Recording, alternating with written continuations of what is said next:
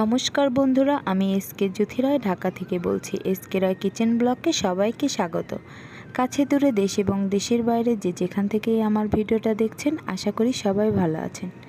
আমরাও ভালো আছি। তো আজকের ওয়েদারটা খুব সুন্দর ছিল, ঠান্ডা ঠান্ডা ছিল। তো প্রথমে আমি যেহেতু চিংড়ি মাছের রেসিপি করব, এই জন্য চিংড়ি মাছগুলোকে সুন্দর করে ধুয়ে নিয়েছি। এখন আমি লবণ আর হলুদ দিয়ে মাখিয়ে রাখব। এদিকে প্যান বসিয়ে দিয়েছি, প্যানটা গরম হয়ে গেছে, দিয়ে দিচ্ছি পরিমাণ মতো তেল। তো তেলটা আমার গরম হয়ে গেছে, এখন আমি মাছ ভেজে নেব। সবগুলো মাছ একসঙ্গে দিয়ে উল্টিয়ে পাল্টিয়ে আমি লাল লাল করে ভেজে নেব।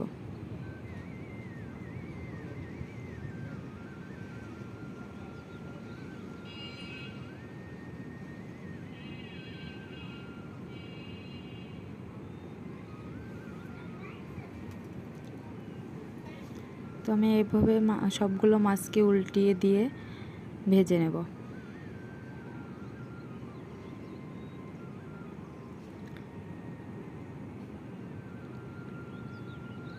তো আমার ভাজা হয়ে গেছে, এখন নামিয়ে নেব।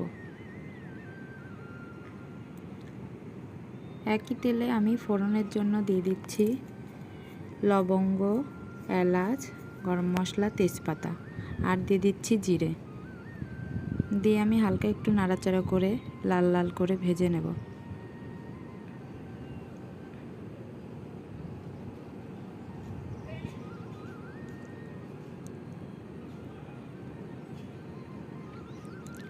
তো ভাজা হয়ে গেছে, এখন আমি পেঁয়াজ কুচি দিয়ে দেব।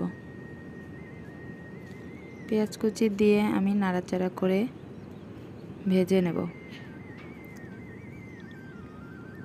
তো আমি লাল লাল করে ভেজে নেব, বেশি ভাজবো না। এখন দিয়ে দিচ্ছি আদা বাটা আর রসুন বাটা, দিয়ে আবারও আমি মশলার সঙ্গে সুন্দর করে ভেজে কষিয়ে নেব।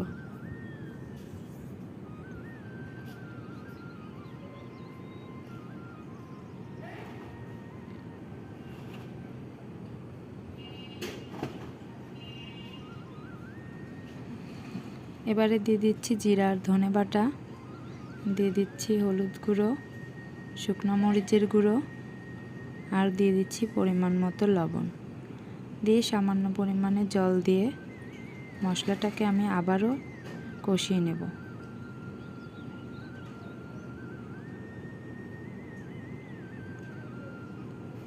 মশলাটাকে সময় নিয়ে আস্তে আস্তে কষিয়ে নিতে হবে, যাতে করে মশলার কাঁচা গন্ধটা চলে যায়।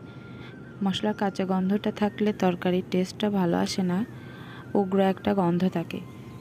তো এবারে দিয়ে দিচ্ছি চেরা কাঁচামরিচ,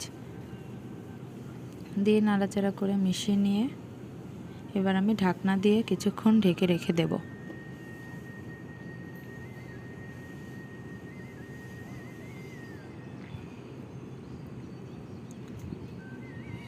তো ঢাকনাটা খুলে আবারও আমি কিছুক্ষণ নাড়াচাড়া করে কষিয়ে নেব।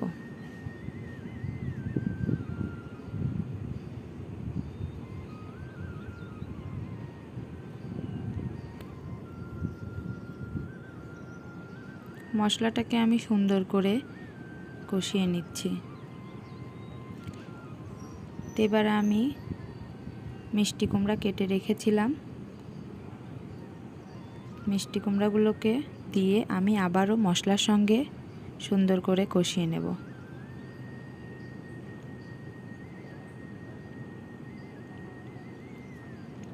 তো আমি নাড়াচাড়া করে কিছুক্ষণ কষিয়ে নিয়েছি, এবারে ঢাকনা দিয়ে আবারও কিছুক্ষণ কষিয়ে নেব।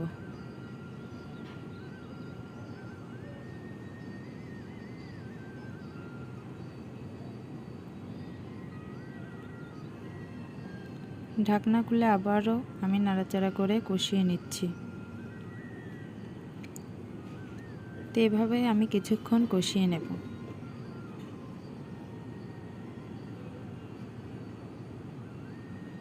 তো মিষ্টি কুমড়োটা আমার প্রায় অনেকটা কষানো হয়ে গেছে। এবারে ভেজে রাখা মাছ দিয়ে আমি আবারও কিছুক্ষণ কষিয়ে নেব।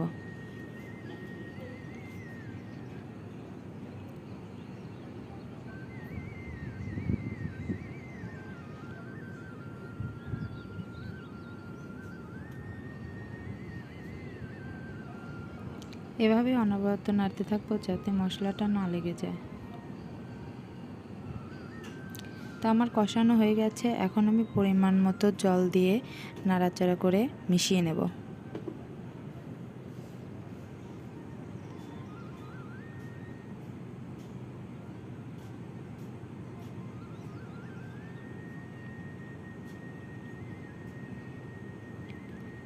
যেহেতু আমার তরকারিটা সুন্দরভাবে কষে গেছে, আমি বেশিক্ষণ ঢাকনা দিয়ে ঢাকবো না, 5 মিনিটের মতো ঢেকে রেখেছিলাম। এবার ঢাকনাটা নামিয়ে হালকা একটু নাড়াচাড়া করে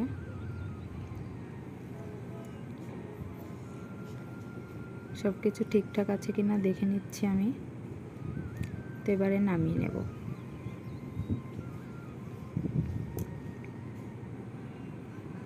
তো আমার রেসিপিটা যদি আপনাদের ভালো লেগে থাকে তাহলে অবশ্যই লাইক, কমেন্ট অ্যান্ড শেয়ার করবেন। আর এখনও আমার চ্যানেলটাকে যারা সাবস্ক্রাইব করেননি তারা অবশ্যই আমার চ্যানেলটাকে সাবস্ক্রাইব করে পাশে থাকবেন। সবাই ভালো থাকবেন, সুস্থ থাকবেন। নমস্কার।